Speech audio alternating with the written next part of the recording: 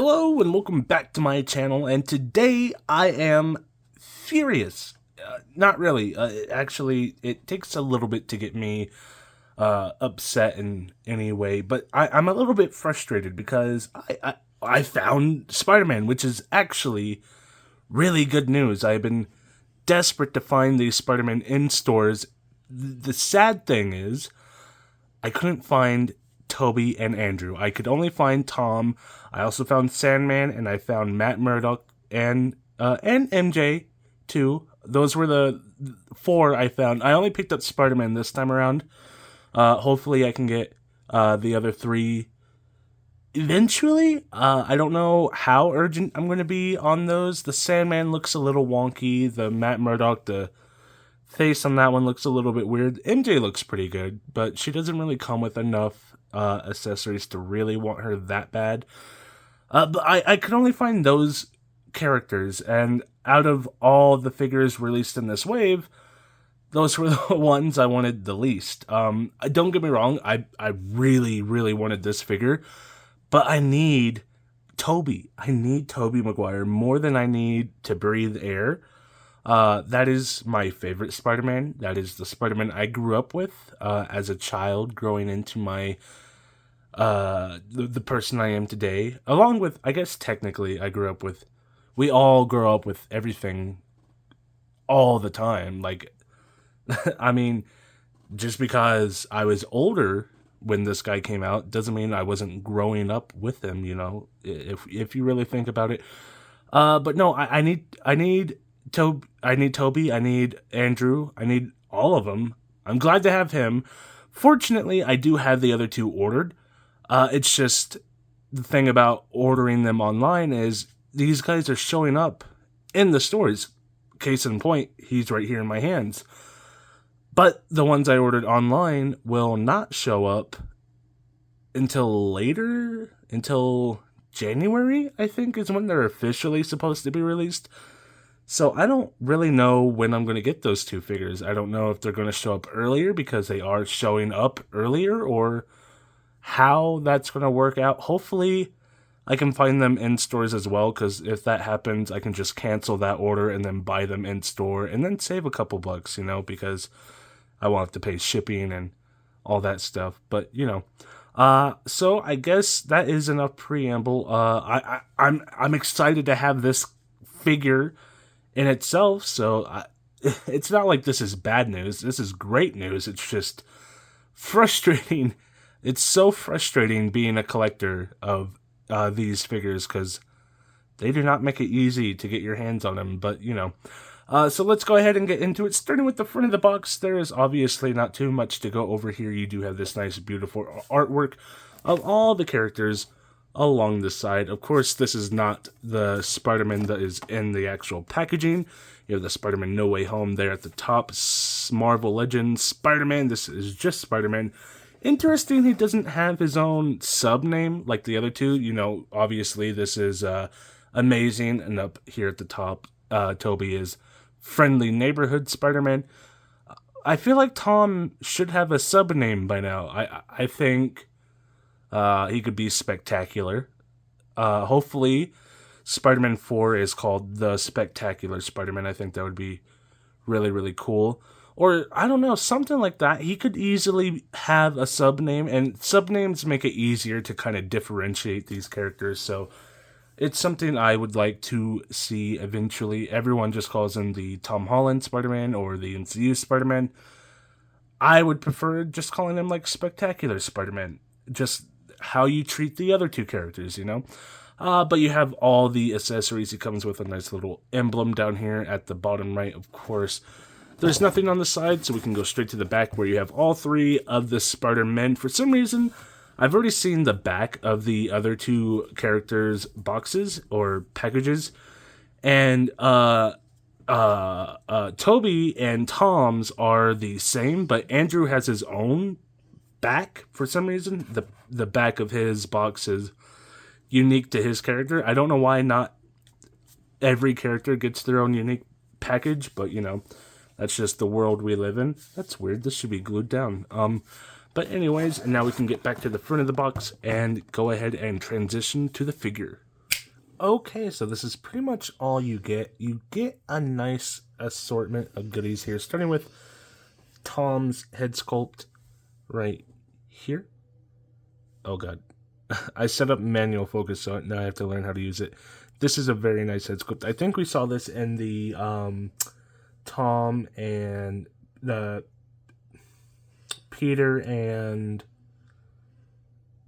Ned 2-pack.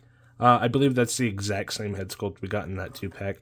Then we have 2 sets of additional hands alongside the hands that are already on the figure. So we have 2 of these more wall crawling type hands. These are very nice. I like the detail. You can feel them, the texture work on them.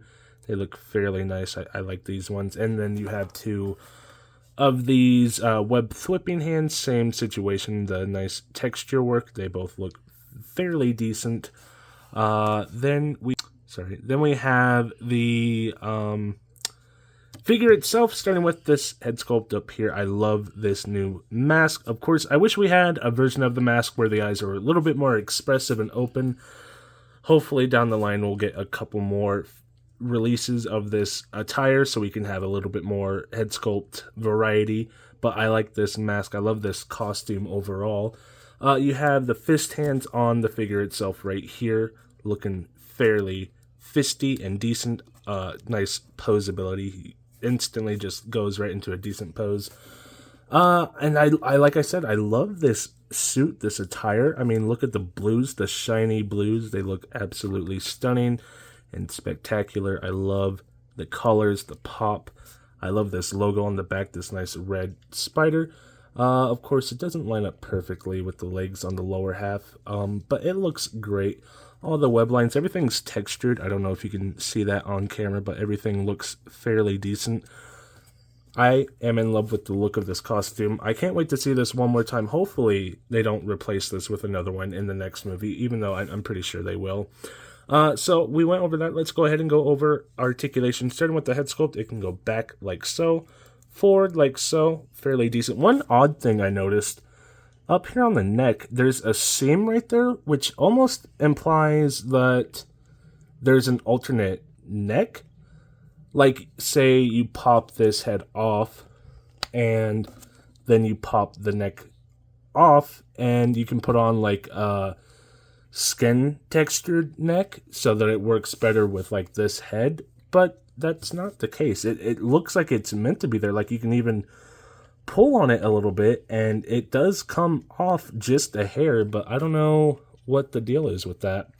The head swivel side to side, rotates all the way around. Arms come up to about right there. Fairly decent, rotates all the way around. It is on a little bit more of a ratchety system, so be careful pulling on the arms and legs. Butterfly joints, it goes, let's see, forward like so, not too much. Back like so, again, not too much, but enough to accomplish your goals. Rotation here at the bicep. Double jointed pinless elbows. My dog is so loud. Bends to about right there, which is fairly decent. I love these elbows. They look very good. Very good articulation there. Wrist goes in, wrist goes out, wrist goes all the way around like so. As far as the ab articulation goes, we have this upper diaphragm cut right here, so you can wiggle side to side, forward and back. Let's see it from the side. Move these arms out of the way, back a little bit, forward a little bit. Then you have this lower cut right here, so if you add everything together, bending like that pretty much, and going back like that pretty much. Not anything spectacular, but it does look pretty good. So if you add the legs into it, the legs are, you gotta be careful with these legs. He'll bend to about right there. These legs are on a little bit of a drop down system, so the hips will drop down if you pull on them, which I appreciate. I like legs like that. I like my WWE Ultimates with legs like that. I like these figures with legs like that. The Green Goblin also has legs like that, and it works. But for some reason, I've noticed a lot of people have had these figures break, specifically on this leg right here.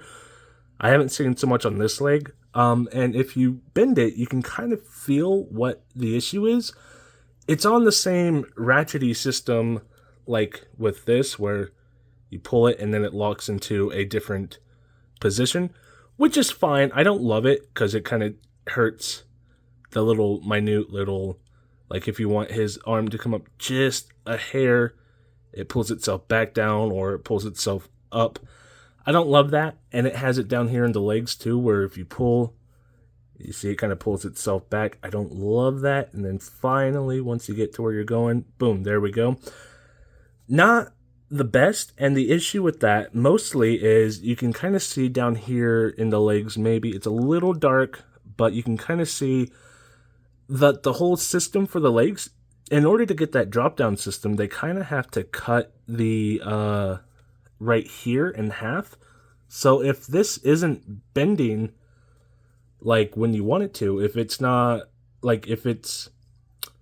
rotating is the word I'm looking for. If it's not rotating and it's actually just bending the plastic, you do that enough times, it will strip and stretch and tear the plastic until it breaks. And that's not good. I don't like that. I don't want it to break. I did give this a fig bath. It is moving a lot better than it was before, but I can still feel it, especially in this leg. This leg's not as bad. This leg moves a lot better, but this one, I can feel that tightness, and I'm like, ugh, I don't want to push it and break it, because it's a skinnier system, so it's more likely to fail. It has less room to fail. Like if something goes wrong and the plastic isn't spinning like it's supposed to in the joint and it tears, there's less forgiveness for that when that happens. It will break sooner, and that's not good. We want to avoid that.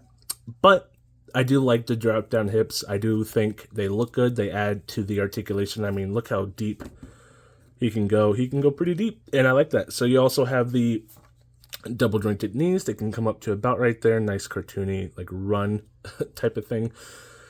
Swivel here at the thigh, rotates all the way around like so. Nothing here at the lower calf area, but the ankles go down like so and up like so. So if he was jumping over a car or something like that, looking pretty cool. I'm in love with the look of this figure. Execution wise, I'm a little weary. Not necessarily. It's not like it's a bad figure. It's just there are design details that they went with that have me concerned with like longevity of this figure. I'm worried that the more you pose it, the worse it will get, and the more likely it is that it will break. Especially since I've seen, specifically this one, dozens of broken legs. I just saw a post on Reddit. This arm was broken. This arm feels fine to me, I think. It is the MCU, so everything's a little bit skinnier than it would be on a regular old Marvel Legends, so there's a lot of things that just kind of come together to make this a little bit kind of, just small issues to add up into a big snowball of concern, I guess. I'm not saying that I am not happy with this. I am very happy with this figure. I have concerns. With that being said, I wanted to try something real quick because I have them right here. I have this Bruce Banner that came in the Hulk and Bruce Banner 2-pack, the Gray Hulk. I just wanted to see if we could take this head off and see if we can recreate Scientist Peter Parker with this head sculpt. It looks fine. It kind of sits a little low, and his shoulders look a little wide for this head sculpt. Obviously, this is a little bit more cartoony of a head. But this does kind of work. It looks a little retro, a little old school for this face. It looks a little weird seeing him in such like 70s era clothing. Obviously, this isn't necessarily 70s era, but you get that vibe from this look and attire. I also kind of want to see, wrong head, wrong body. I also kind of want to see this Bruce Banner just inherently kind of looks like Peter Parker. Just a little bit. Does that look odd? It kind of looks like the animated head, and it looks too big for the body. Doesn't quite work like I'd hope, but, not too shabby. Just wanted to see how that looks. So let me know what you guys think down in the comments below. Do you agree with my analysis? Do you agree that there are some issues with this figure? Leave a like, leave a comment, leave a subscribe, all the things YouTubers ask you to do. Just do it for me as well, and I will be back with another video, hopefully, very, very soon. Bye. I forgot to do the thumb thing.